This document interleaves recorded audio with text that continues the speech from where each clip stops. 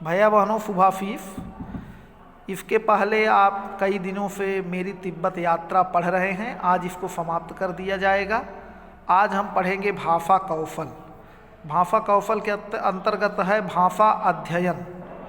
अब इसमें है किसी भी बात को अनेक प्रकार से कहा जा सकता है।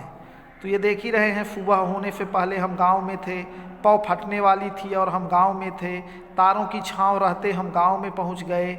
नीचे दिए वाक्यों को अलग तरीके से लिखिए। जान ही ना पड़ता था कि घोड़ा आगे जा रहा है या पीछे। अब इसको हम कई तरीके से लिख सकते हैं। देखिए यहाँ लिखा है, पता ही नहीं चल पा रहा था कि घोड़ा चल रहा भी पता ही नहीं चल पा रहा था कि घोड़ा चल भी रहा है या नहीं। कभी लगता था घोड़ा आगे जा रहा है, कभी लगता था पीछे जा रहा है। इसको हम दो ढंग से लिख लिए। अगला प्रश्न है, जो शब्द किसी अंचल यानी क्षेत्र विशेष में प्रयोग किए जाते हैं आंचलिक शब्द कहलाते हैं। प्रस्तुत पाठ से आंचलिक शब्द ढूंढ कर लिखिए। तो ये सारे शब्द जो हैं, जैसे खोटी, राहदारी, कुची कुची, भीटा, थुप्पा, गांव गिराव, भरिया, गंडा, कुंजर, चोड़ी, ये सब आंचलिक शब्द हैं। अगला है, इस पाठ में कागज अक्षर पैदान के आगे क्रमशः मोटे अच्छे विशाल शब्द का प्रयोग हुआ है। इसमें इसकी विशेषता उभर कर आ गई है। पाठ से कुछ ऐसे ही शब्द छांटिए जो किसी की विशेषता बता रहे हों। तो ये तमाम शब्द हैं, जैसे व्यापारिक, बहुत, भद्र, चीनी, अच्छी, गरीब, विकट, निर्जन, हजारों, अगला, कम, रंग बिरंगे, मुश्किल, लाल, ठंडा, गर्मा गर्म, विशाल, छोटी सी, पतली पतली, तेज, कड़ी, छोटे बड़े, मोटे। ये सब जो शब्द हैं वो विशेषता ही उभर करके इससे आ रहा है। यह यात्रा राहुल जी ने 1930 में की थी। यदि आज के समय में तिब्बत की यात्रा की जाए तो वह राहुल जी की यात्रा से कैसे भिन्न होगी।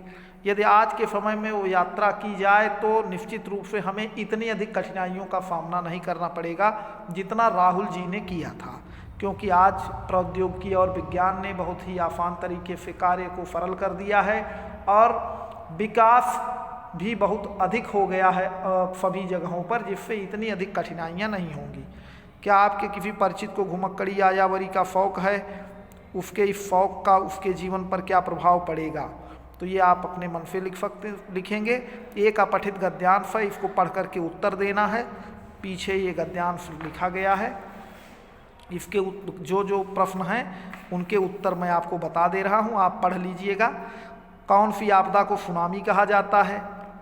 तो इसको आप लिखेंगे कि जल की विनाशकारी लहरों को हम सुनामी कहते हैं। दूसरे का होगा, दुख से व्यक्ति के अंदर उससे निपटने की क्षमता पैदा होती है और उससे वह कठिनाइयों का सामना करना सीख जाता है। मैगी, अरुण और मेघना ने संघर्ष के द्वारा लोगों की जान बचाई, वे सभी साहसी बच्चे थे। ये तीसरे का उत्तर है।